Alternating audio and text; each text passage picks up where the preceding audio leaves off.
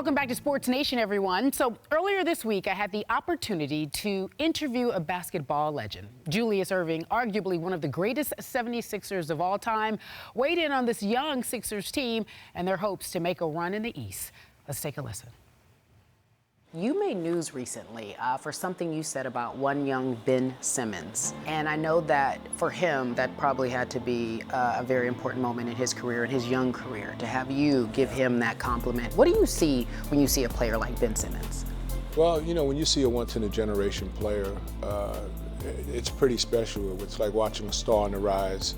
You hope and you trust that, you know, the people around him are advising him properly, and that he has his head on straight, and you know, the process that they've been going through for the last 5 years as a franchise, with him, you know, this being his first full year, you know, he's accelerated that process, because I think there was a 4 to 7 year plan, and now they're in year 5, and you know, presently they're third seed in the East. Oh, so let's talk about the playoffs.